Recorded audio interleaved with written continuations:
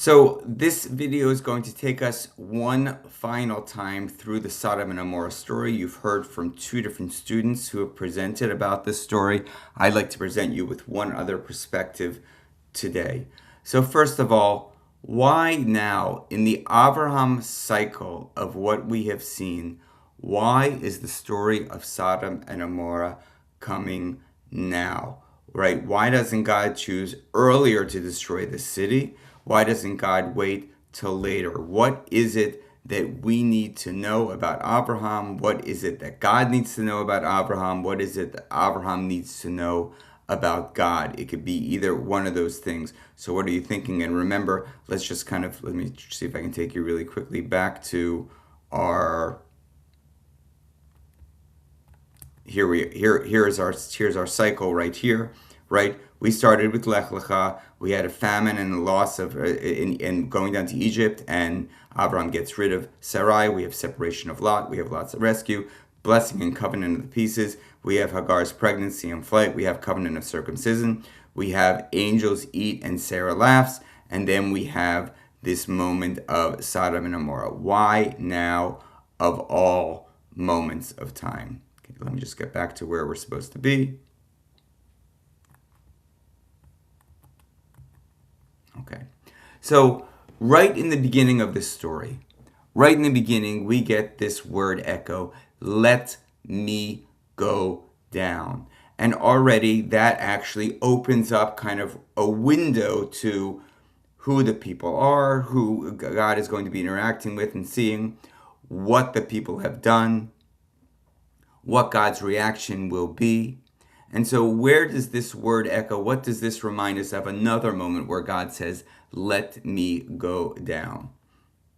That's right. It happened during the story of the Tower of Babel, Migdal Babel. So already right there, we have a sense of, oh, this is going to be a very similar story of God coming down and kind of checking out what's going on and seeing the evil that exists there and understanding the only way is some type of destruction, right? Okay.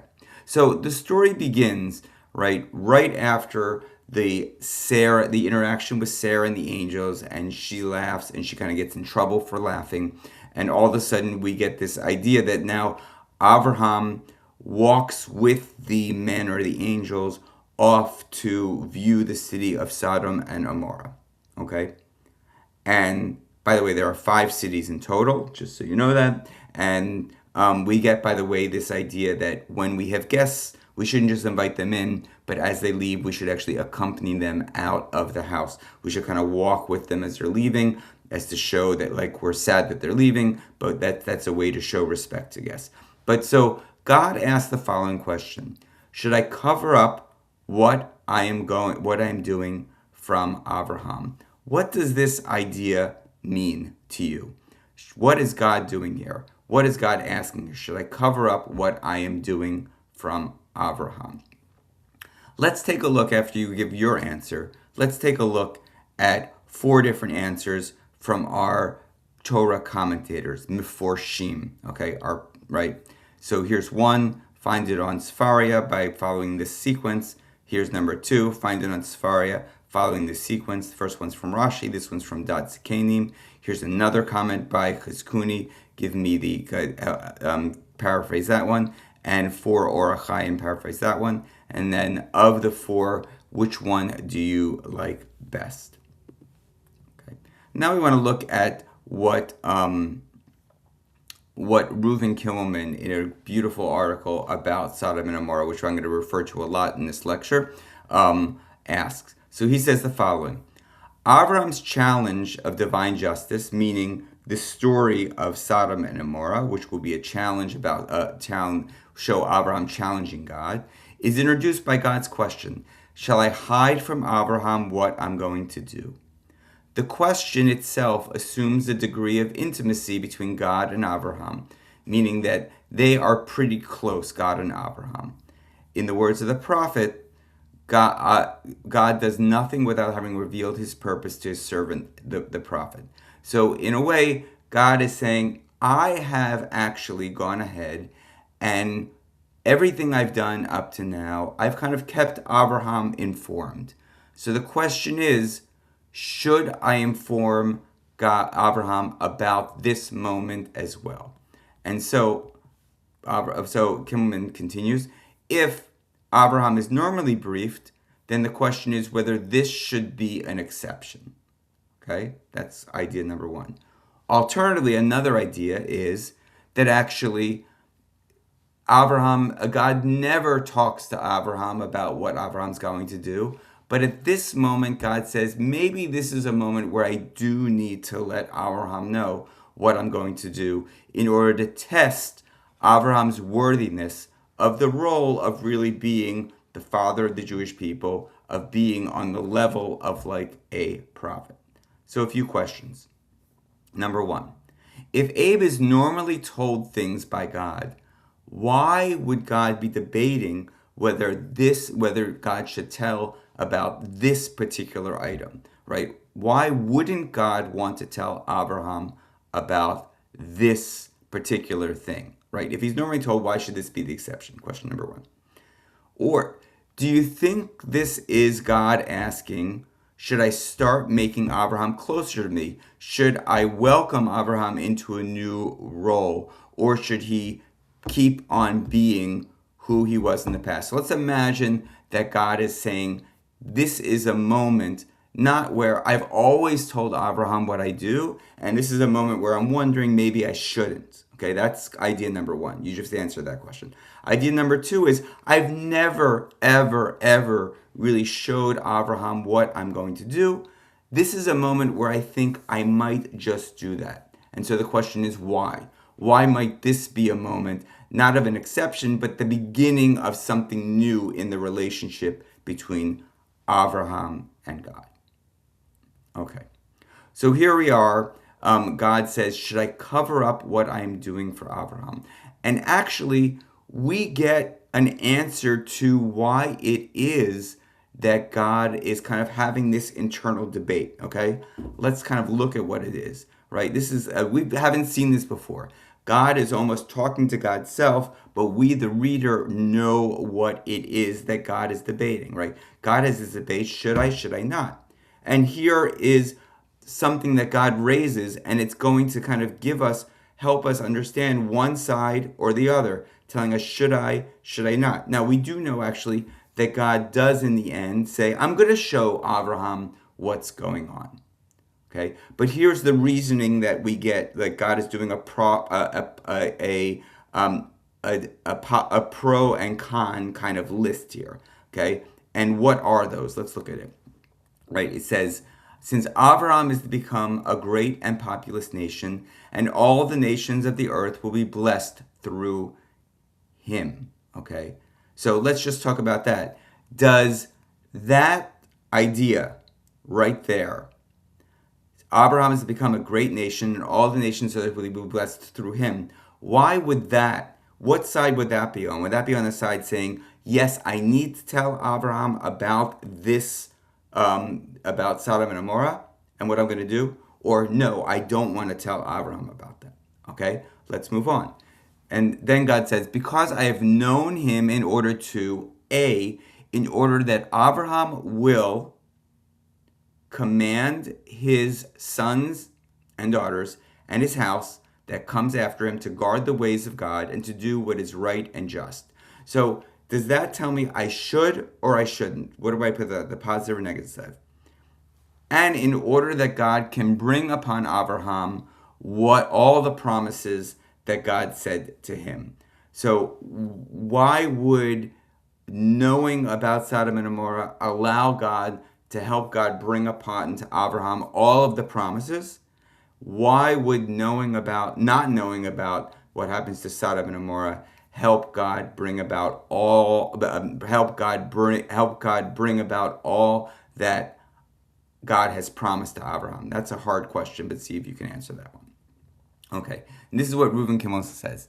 In any case, God, pondering whether to divulge God's plan to Abraham, considers three factors. One is the fact that Abraham will one day become a great and populous nation.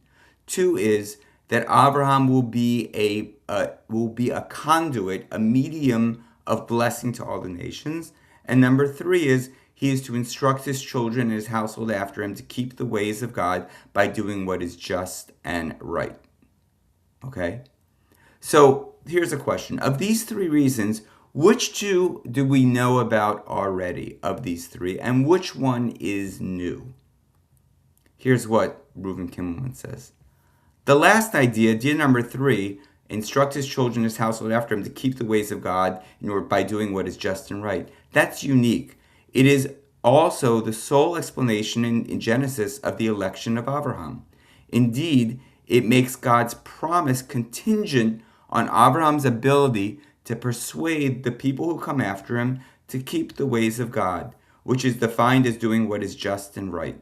Since all factors in God's decision, all of these, 1, 2, 3, factor in God's decision to divulge God's plan to Abraham, they all, especially the third, play a role in the story. So what is Reuven Kimmelman saying here? He's saying that this idea, specifically number three, we've been wondering all of this time, why Abraham? Why Abraham? Why did God pick Abraham? And here we see that God's plan is, it's not that Abraham is so great, is that God believes that Abraham is the guy that can convince his kids to follow God's ways. That God all this time has been looking for a person that can tell their kids about God and about why they should follow God's ways. And he's looked at Abraham and said, is Abraham a person that will talk to his kids about who I, God, am, or no? And we can presume that actually God has looked all around the world and is looking for a person that will not just follow God, but even more importantly, will tell his kids to follow God as well.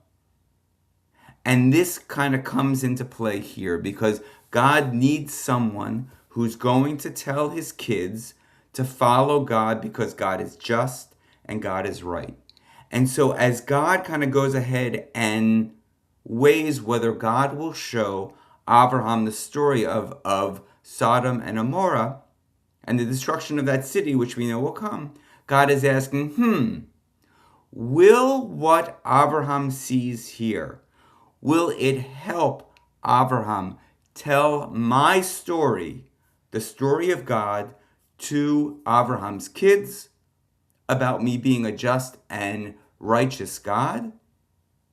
Or will it actually hurt that idea? Will it actually make Abraham less likely to tell the story of who I, God, am to his children? Okay? So, what is your answer, by the way, to that question? Do we believe that the story of Sodom and Gomorrah will make God more likely, or make Abraham more likely or less likely to talk about God being just and God being right, righteous and just? Okay, let's move on. We'll get back to that question. In verse 20, right, so here we are. Now God is looking at the city of Sodom itself. Okay, so remember, let's see what happened. Let's remind ourselves what happened before, right? I did not laugh. You did laugh. Should I cover up? This is why I shouldn't cover up. And here's what comes next, right? The cry of Sodom and Gomorrah, how great it is, and their sin, how heavy it is. Let me go down and I'll see if they've done everything like the cry that has come up to me. And if not, I will know. Verse 20 and verse 21 are very important verses in the story. But so what is going on here, first of all? What is God doing in these two psukim, in these two verses? And what I'd like you to do is also now is to rewrite God's words using the words guilty and innocent in your rewrite. So rewrite these two psukim, verse 20 and verse 21, and add the words guilty and innocent, changing the words a little bit so I can understand what these two verses are about using the words guilty and innocent. Okay. So here's what Reuven Kimmelman says. Verse 20 goes to establish the heinousness of the crime. Let's just look at that again. God said, the cry of Sodom and Gomorrah, how great is this? There is a cry coming out of Sodom and Gomorrah. And that cry is not from the bad guys. That's coming from some of the good people in Sodom and Gomorrah saying, there is great sin in here and we can't take it anymore. And so God is hearing that cry and God is saying, wow, there is a big cry coming up of Sodom and Gomorrah. And their sin, meaning the sin of the people of Sodom and Gomorrah, how heavy that is. Okay, so Reuven says, the verse 20 goes to establish the heinousness of the crime. The question is only whether all in Sodom are guilty. To make sure, what does God need to do? God needs to let me go down and see. God needs to go down and check whether they've acted altogether according to the severity of the report. Meaning, God hears a report, hears a cry, and says, wow, that is a very, very big cry. I need to go down and see if everything in Sodom and Gomorrah is as bad as the cry that has come to me. Okay? To make sure, God goes down to check out whether they've acted altogether according to the severity of the report. If they have not, meaning if God decides, oh, actually, I heard a really bad cry and it makes me believe that Sodom and Gomorrah is a horrible, horrible place, let me go down and check. Oh my goodness, it's not that bad actually. It's not as bad as the cry. Then what I need to do is I need to find the guilty people, punish them, and let the city keep on going. Right? If they have not, God would take note and make the requisite distinctions, meaning God would decide who's guilty, who's innocent. Let me deal with the guilty people. Since we learn that God is bent, in the end, that God is bent on destroying the whole city, it can be assumed that there was no basis for making any kind of distinction that there are good people or bad people. And that although the punishment was collective, the judgment was individual. So again, let me go back to this verse and see what, okay, so let's ask these questions. According to Kimmelman, the words, let me go down and I'll see if they've done everything like the cry that has come to me, what does that actually mean? And then the question of, let's look back, and then it says, and if not, I will know. Okay, so Kimmelman is going to ask the question, is saying, according to Kimmelman, the words, and if not, I will know means what? If they are all not what? And if not, I will know not to do what? Right? Meaning, the word we can add to the words, and if not, I will know blank. Right? Fill in those words according to how Kimmelman understands. Let me go down and I'll see if they've done everything like the cry that has come up to me. And if they have not done according to the cry, I will know what? Okay? And so what we should have at this point is basically God saying the following. And God said, the cry of Sodom and Gomorrah, how great it is, and their sin, how heavy it is. Let me go down and check out if that's actually true. Let me see if the cry that I'm hearing actually means that the entire city is guilty. If that city is not entirely guilty, right, and if not entirely guilty, and if that cry is not telling me the entire city is guilty, I will then know that I need to act in a certain way. But if it is, I also will need to act in a certain way. Okay. From the fact that God continues to want to punish the city, what do we understand to be the result of God's investigation of Sodom and Gomorrah? Has God found anyone in the city that is good? Right? So Reuven Kimmelman asks us, make an assumption that God is here checking out the city. He's checking to see if the city is as bad as the cry that God has heard. If it is not as bad as the cry, then all of a sudden God knows that the city's not that bad. And I will kind of, punish the people who should be punished, help the people who should be helped. But the very fact that after this investigation, God continues with God's plan to punish this city, the entire city, all of a sudden we realize that God has checked out the city and God has decided already at this point what? That this city is kind of good, kind of bad, or is entirely bad. Which is it? Okay. And again, this is a repetition of this question here. From the fact that God continues to want to punish the city, what do we understand for the results of the investigation of Sodom and Gomorrah? Has God found anyone in the city that is good? Okay. So, again, just to make sure we understand this is not easy to understand, right? At this moment in time, right? So let me go down to see, and if not, I will know. And the men turned from there and went to Sodom, but Abraham is standing before God. This is before the big debate begins. So at this moment in time, what does God and the reader now know about the character of Sodom and Gomorrah? And at this moment in time, what does Abraham know about the character of Sodom and Gomorrah? This is really important, right? So again, question number 1. At this moment in time, what does the reader, God and the reader know about the character of people in Sodom and Gomorrah? We know there are no righteous people in this city, okay? At this moment in time, what does Abraham know about the character of Sodom and Gomorrah? Abraham does not know this. Abraham thinks that there might be righteous people in the city. Okay, let's go to Reuven Kimmelman.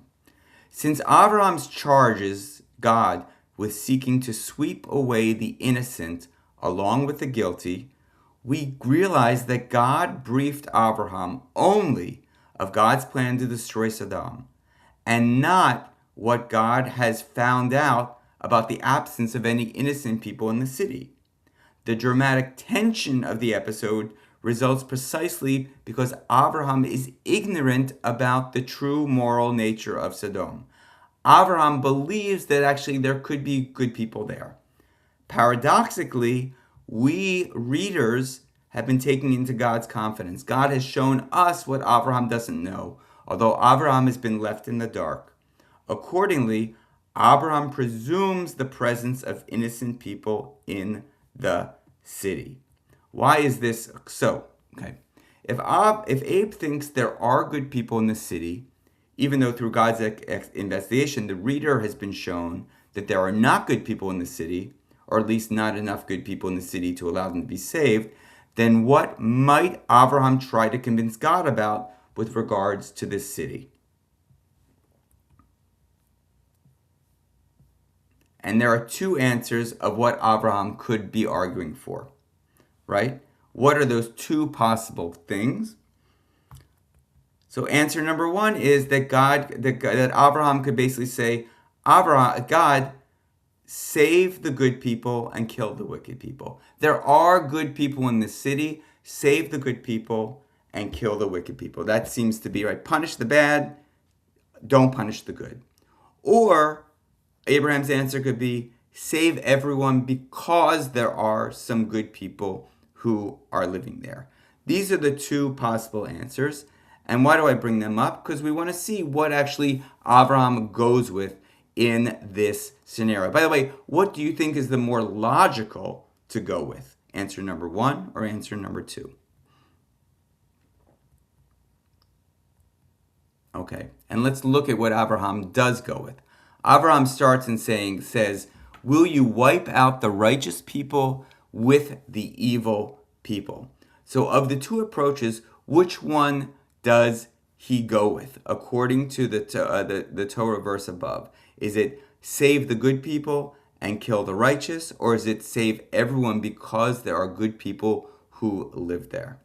Right? Which is the answer?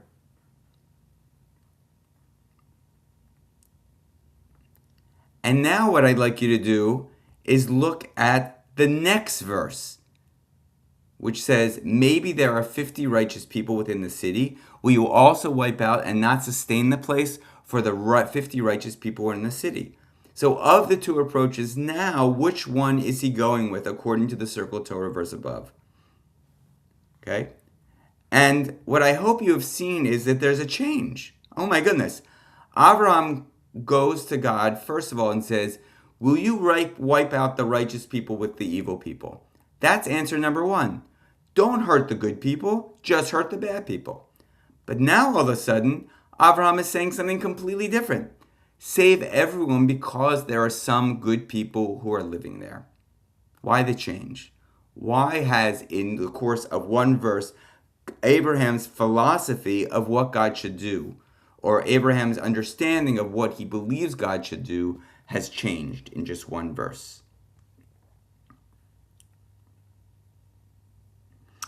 Right, and this is what Reuven Kimmelman says. More, if there are 50 innocent people, then not just they, but also the whole city should be spared on account of them.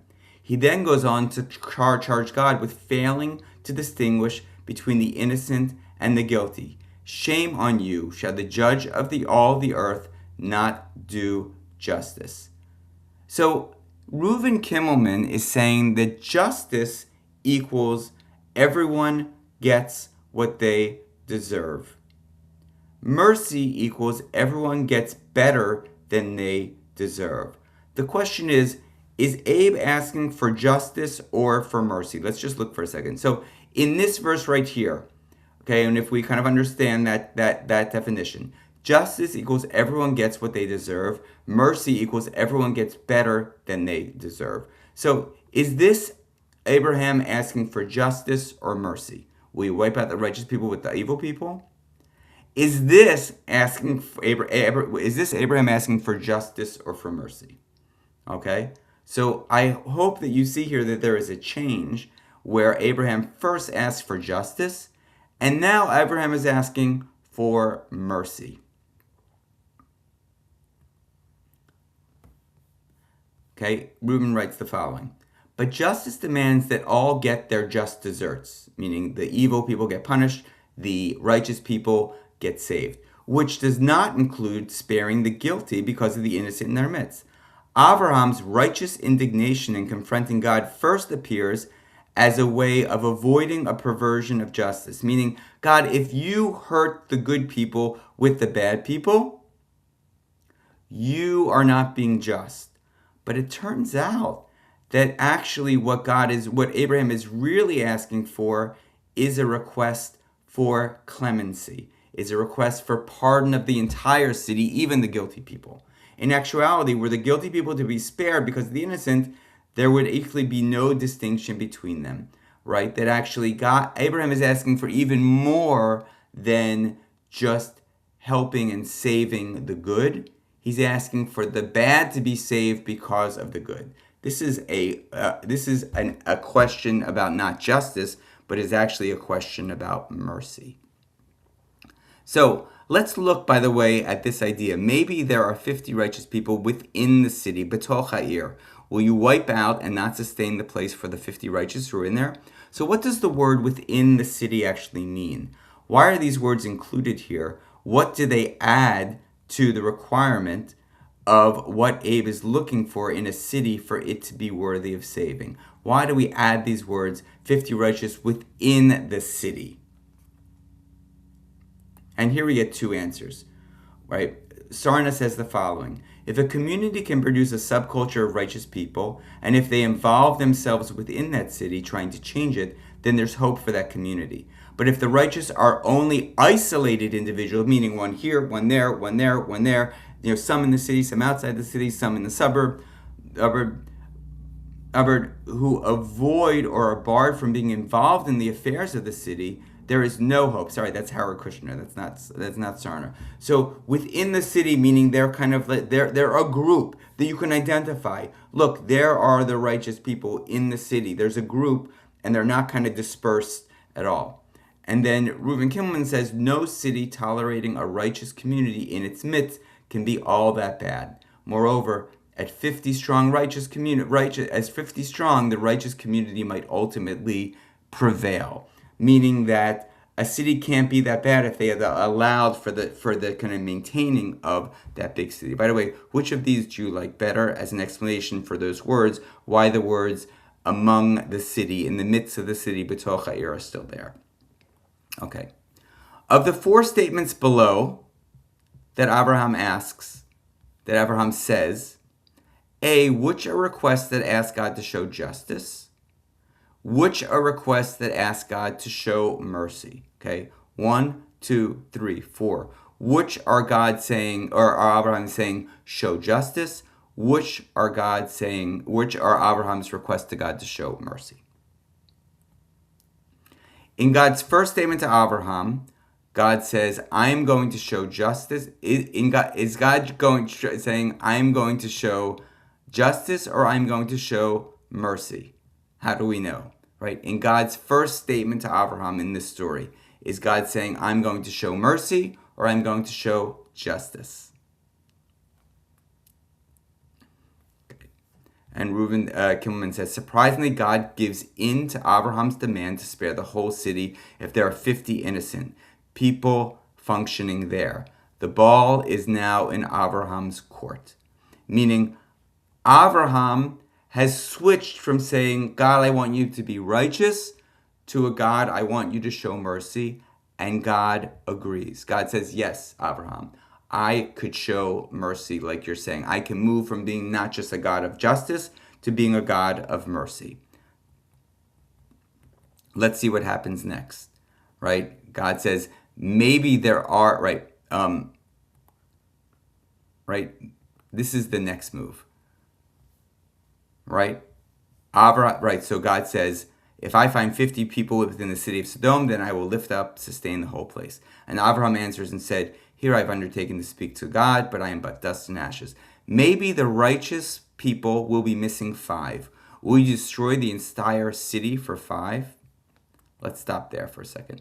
And God says, no, I won't. And we go on with this. So Abraham says, what about 40 you found there? And God says, no. What about 30? What about 20? What about 10 eventually, right? Let's just look at Abraham's request for a second, okay? Let's look at the verse. So there are 6 requests that Abraham makes. Can you kind of list them here? It starts with 50, goes to this one, goes to this one, this one, this one. So what are our requests? Here we go. We have 50 righteous, 50 less 5, 40, 30, 20 to 10. And God's responses. Let's just look at God's responses, right? All right, here's God's responses. 1, response 2, response 3, response 4, response 5, response 6. So write down God's responses again. 1, 2, 3, 4, 5, and 6. Okay. Anything strange? I hope you notice the strangeness of request number 2. What's going on here? Why is it that request number 2 is different than all the other requests? So, and Tzvi Gomer writes, many are perplexed by the sequence of numbers that Abraham proposes. 40, 45, 40, 30, 20, 10, with the number 45 obviously standing out, right? What is this all about here? Maybe the 50 righteous will be missing 5. Will you destroy the entire city for 5? And God said, I will destroy the city if I find 45. What's going on here? Why is Abraham saying 50 minus 5 and not 45, right? And why is God responding by saying not 50 minus 5, but by saying 45? Okay. Note that God never asks about 45. Rather, he asks about whether God will be prepared to ruin the deal if 50 were missing 5. Abraham was fishing to see whether he could find flexibility in any number that would be agreed to, so that 30 could become 25, 20 could become 15. God does not yield to Abraham's attempt and simply states that for 45 he would not destroy the city. So according to Tzvi Garment, what's going on here with the change from 50 and to 50 minus 5? What's that all about? Okay, and Kimmelman says the following. Rather than saying, how about 45, Abraham says 50 minus 5 in order to ask, will you destroy the whole city if there are 50 missing 5? If God simply said no, then Abraham could counter that God will allow the city to be saved if there are 5 righteous people, but not less than 5. God specifies, I will not destroy the city if I find 45 there. By doing so, God says to Abraham, I see what you're trying to do. Nice try, but no deal. So Kimmelman is saying, actually, Abraham is trying to do something much more radical at this moment, that Abraham is trying to go from 50 to the number 5. Okay? And God says no. What's the big question here, by the way, that we should be asking? Right, we should be asking, why not less than, why does Abraham stop at 10? Why not go to 9, to 8, to 7, to 6, right? And if we look, we find an answer to that question by how many people were saved in the time of Noah, right? Noah has 3 sons, 1, 2, 3. Noah is number 4. Go into the ark with all of your household, for you alone have I found righteous. Noah with his sons, 1, 2, 3. His wife, 4, 5. His sons' wives, 6, 7, 8, went into the ark. And we know that 8 people, so why doesn't God go 8 or lower? Right. Okay. For a smaller number, Rashi says, he did not need to plead because he knew already of 2 instances where less than 10 had failed to save the wicked. He said to himself, in the generation of the flood, there were 8 righteous people, Noah, his sons, and their wives, and they could not save their generation. The number 9 is a bit harder. I don't want to go into right now, but we also learned that 9 wouldn't work as well. Okay. Kimmelman says, Abe stops at 10 either because the maneuver for 5 failed, right? We saw that up here where Reuven Kimmelman thought he was actually asking about 50 minus 5 equals, he was asking, could 5 be a possible number? Or because 10 is the minimal number for a community. A community, however, no matter how small, even of only 10, can save another community no matter how large. It takes a community to save a community. Okay, so this is kind of one big takeaway we can have, like a community equals 5. And by the way, we know a community equals 10. We know that also because if we look at the story of the spies, where 12 spies get sent out and 10 say something negative and only 2 say something positive, everyone is punished because of the 10's bad remarks. Okay. Question: how come Abe doesn't try to get the people to repent? Right? The Midrash actually of Noah, we do have Noah trying to get the people to repent. Right? He builds for 120 years this ark. Why doesn't Abe try to get people to repent? Why don't we have any kind of story about that at all? Okay. By the way, who is testing whom in the story in kind of this whole Sodom and Gomorrah? Let's think about each of those. Abraham is testing God to see if what? And God is testing Abraham in this kind of story to see what? This is what Everett Fox has to say. While Abraham seems to be testing God in this story, it may in fact be precisely the reverse that is intended. Perhaps here, more than anywhere else in the entire cycle of Abraham appears as the worthy father of his people. Without this story, Abraham would be a man of faith, but not a man of compassion and moral outrage. Summarize what's going on here. Everett Fox is saying this story is important in the entire story because we learned something new about Abraham. What is it that we learn that's new? Was Abraham a success or a failure in this story? What do you think? Here's what Reuven Kimlin says. The subsequent destruction of Sodom raises the question of whether Abraham was a success or a failure. Were he operating on a contingency fee, meaning were he operating on a sense of you get paid only if you have success? He would surely have failed to collect because he didn't he didn't save the city. From the perspective of God, however, he was a rousing success. God has already knows that the cities were to be destroyed. The unresolved issue was whether to apprise Abraham. Either course of action involved risk. This is a very important idea, right? We believe, right, if Abraham was a consultant and he was hired to save the city of Sodom and Amorah, we know that he failed. He did not save that city. However, God believes that Abraham is a rousing success. Why is that? Because Reuven Kimlin has already showed us that God knows the answer before the test begins. God knows that the city, right, when we said in the beginning of this story,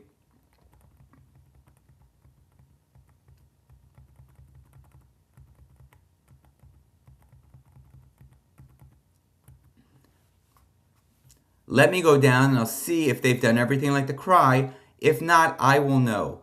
God at this moment knows that the city is horrible.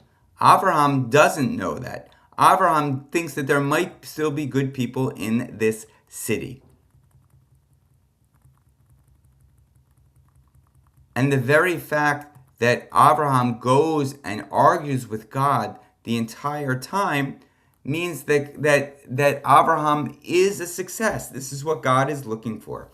God has already ascertained the cities having no grace were to be destroyed. The unresolved issue was whether to let Abraham know about the fact that he's going to destroy this city. And Reuven Kimlin says either course of action involves risk. So my question now is, what are the risks? One, if God does tell Abraham about what God is going to do, and Abe goes along with it without protesting, then the risk is what? Right? So let's imagine that God says, here's what I'm going to do, and Abraham says, great, God, go and do it. What's the risk then? If God does not tell Abraham what God's going to do, and then God goes about and does it, what's the risk there? Right. So here's what Reuven Kimlin says. Either course of action involved risk. If God did not divulge God's plan, then Abraham would rise up the following morning and would see two cities devastated. Abraham's presumption that the Sodomites were innocent would have led him to harbor doubts about the absolute justice of God. Right? Abraham would have said, hey, how could you destroy that city? I bet there were some innocent people there. Such reservations would have impaired his capacity to transmit the commitment to divine justice to his descendants, thereby endangering the multi-generational covenantal enterprise. This is hard to understand, but I hope you do. It's basically saying God's ultimate idea is Abraham must pass on the ideas about who I, God, am to the next generation. If Abraham wakes up and sees a city destroyed, and Abraham thinks, God just destroyed a city and I'm sure there are good people there, Abraham may not be as passionate when he talks to his own children about how just and merciful God is. So that would be the risk.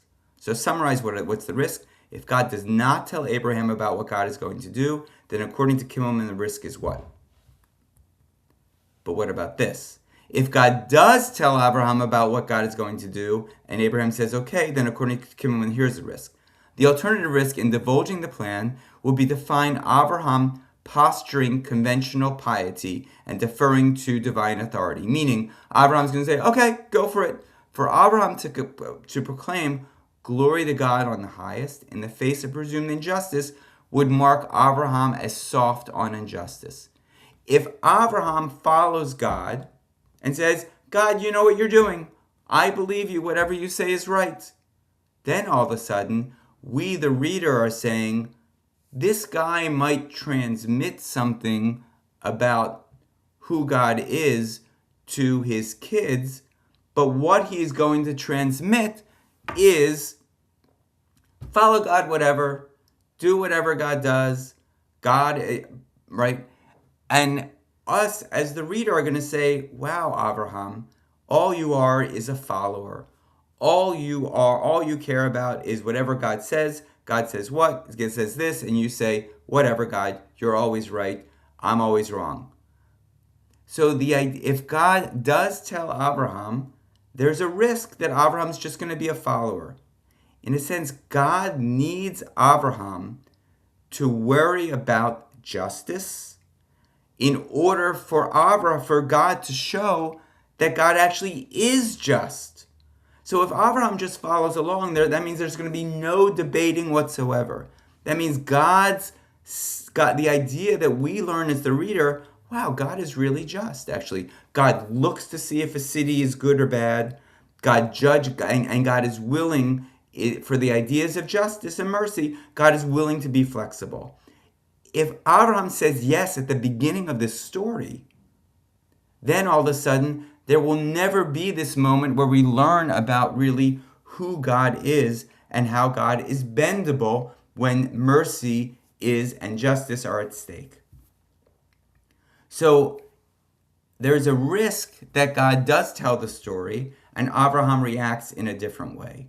The only way our story really comes out in the way that God wishes it will come out is if God tells this story, God tells Abraham what he's going to do, and B, Abraham decides not to just say, you go ahead and do it. So there's a lot of risks, right? Should I show this to Abraham? Because B, will Abraham say, God, you're not doing right? So summarize the second risk at this point. So only through challenging God on the basis of justice did Abraham find out in this case, and us the reader, well, I guess maybe not us the reader, because we already kind of knew that from God looking already. Did Abraham find out in this case that God is not only just, but is willing to temper justice with mercy? The result confirms Abraham's belief in divine justice and his worthiness of the divine promise. So one is, the result confirms Abraham's belief in who God is, right? By having this whole story, Abraham says, wow, God is just. God is merciful.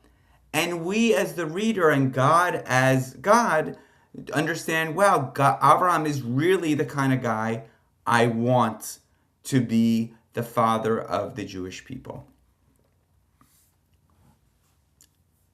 Let's read what Reuven Kilman has to say.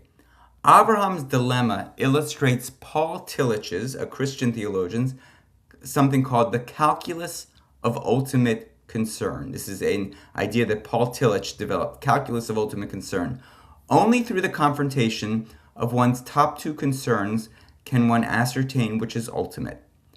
Abraham's top two commitments were loyalty to God and loyalty to justice. Therefore, they had to converge, one reinforcing the other. God constructs a test to see which one of these will emerge supreme. What will Abraham follow? Abraham's loyalty to what is just, or Abraham's loyalty to God? And the test God makes here is God makes God's self appear to be unjust, even though we, the reader, know that God is completely just, because God knows what the result of this city is. God has already checked in the beginning. God knows this city is a bad city. So God appears to be, God makes God's self to be unjust in order to see what Abraham does. Unwavering commitment to justice, and God sees kind of what if Abraham will show his unwavering commitment to justice by standing up to God, or unwavering commitment to God, saying, God, you're right no matter what. Paradoxically, by siding with justice, Abraham shows why God elected him. Thus, the story of Abraham testing God's commitment to justice turns out to also be a story of God testing Abraham's commitment to justice. Let me do it again. Thus, the story of Abraham testing God's commitment to justice turns out to also be a story of God's testing Abraham's commitment to justice. Amazing. See if you can summarize what's going on here. This is a hard paragraph, but an important one. So, in the end, who is testing whom? Abraham is testing God here to see what? And God is testing Abraham to see if what? And then what is Abraham's big takeaway from his big confrontation with God? Abraham convinces God to spare a city if there are 10 good people can be found, but not even 10 are found. There are a few different potential takeaways. What do you think those takeaways might be?